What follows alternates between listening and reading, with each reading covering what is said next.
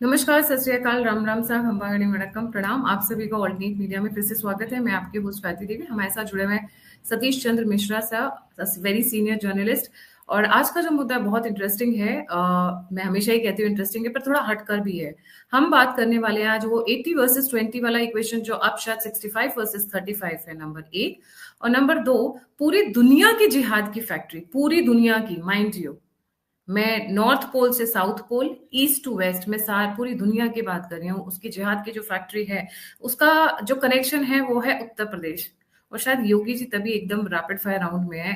योगी जी एकदम, जिसको बोलते हैं ना, रौद्र रूप में आए हुए हैं। Satish sahab, very warm welcome on the show. Let's get started जी। गायत्री जी नमस्कार, आपके दर्शकों को भी नमस्कार। जी सर। पूरी दुनिया की जिहाद की फैक्ट्री इस वक्त उत्तर प्रदेश में है जी। हाँ, पूरी दुनिया के आप सही कह रही है। जो देवबंद है, यहाँ पे दो मदरसे हैं। देखिए वो दोनों उत्तर प्रदेश के अंदर है। एक तो लखनऊ में है, नदुआ, और दूसरा है देवबंद दारुल उलूम, जो देवबंद में है। और देवबंद का तो पूरा एक तरह से पैन वर्ल्ड कह लीजिए या पैन ग्लोब कह लीजिए, कि वो पाकिस्तान में भी जितना भी वहां पे आतंकवाद है, या जो तालिबान, जो चाहे वो पाकिस्तानी तालिबान हो या अफगानिस्तानी तालिबान हो, उन सबके सेंटर जो है वहां पे देवबंदी मदरसे हैं वहां पर। और सबसे खास बात यह है कि वो जो वहां के देवबंदी मदरसे, तो आज भी अपने आप को देवबंदी बताते हैं बड़े फक्र के साथ। जबकि देवबंद से अब उनका क्या लेना देना, वो तो पाकिस्तान 1947 में बन गया था। लेकिन आइडियोलॉजी उनकी वही है, उनका एजुकेशन का सिलेबस वही है, और उनकी जो पूरी सोच है, और जो ट्रेनिंग दी जाती है, वो बिल्कुल वही है उनकी, जो यहाँ पे देवबंद में पढ़ाया जाता है। तो कतई कोई फर्क नहीं है। केवल इतना फर्क हो गया क्योंकि 1947 में विभाजन हुआ, और उसके बाद वो देश बट गया, तो वो उधर हो गए और ये इधर हो गए। लेकिन इनका इनका आप इनका इनके जरा संबंध सोचिए, इनकी और इनकी हरकतें देखिए। तो हमारे यहाँ लेकिन हुआ क्या कि हमारे यहाँ आजादी मिलने के बाद एक लेफ्ट लिबरल का जो यहाँ पे कबाल था, उसने बड़े उससे समझाना शुरू किया कि देवबंद तो बड़ा आजादी की लड़ाई में बड़ा लड़ रहा था, और बड़े इसने योद्धा पैदा किए। नाम कभी नहीं बताते, लेकिन ये बताते कि फला कि देवबंद का बड़ा लंबा इतिहास है आजादी की लड़ाई लड़ने का। आजादी की लड़ाई लड़ने का नहीं, इनका एक तरह से आतंकवादी पैदा करने का इतिहास है।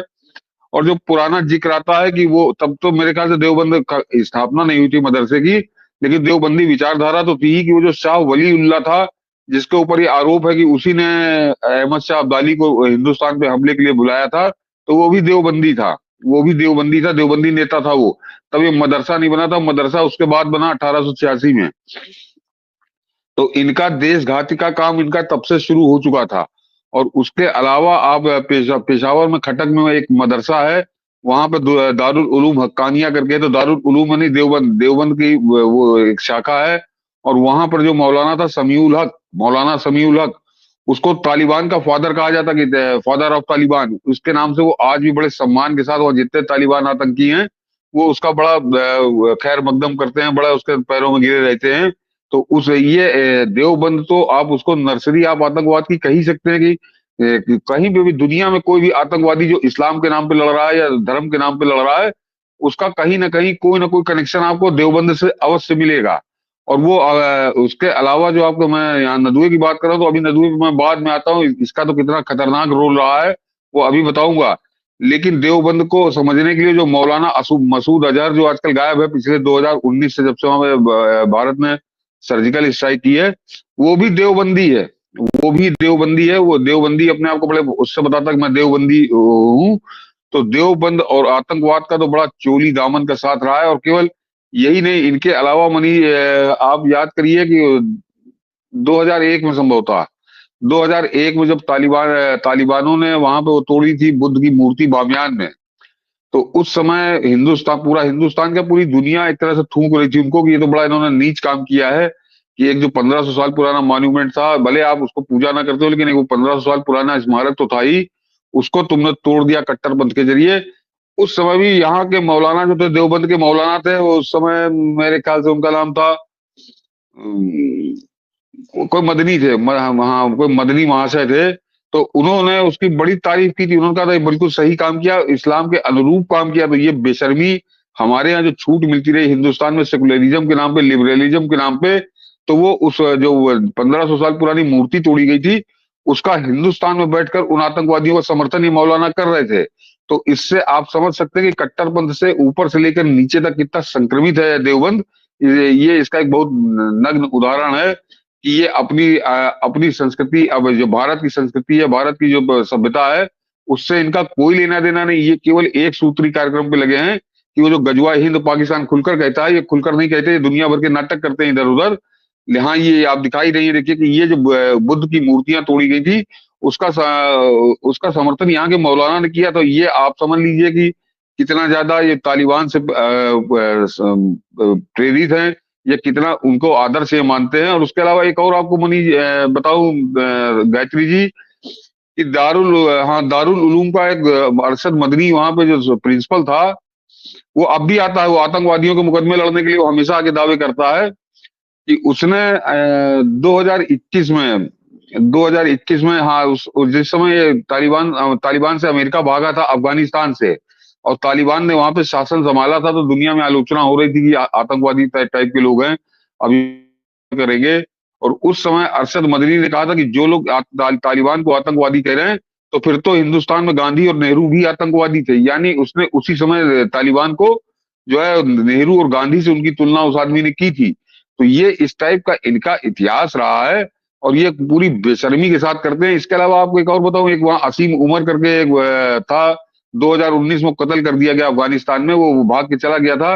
वो संभल का रहने वाला था, यूपी का, और संभल का रहने वाला था। इसी दारुल उलूम देवबंद से उसने शिक्षा प्राप्त की थी, और उसके बाद जाकर वो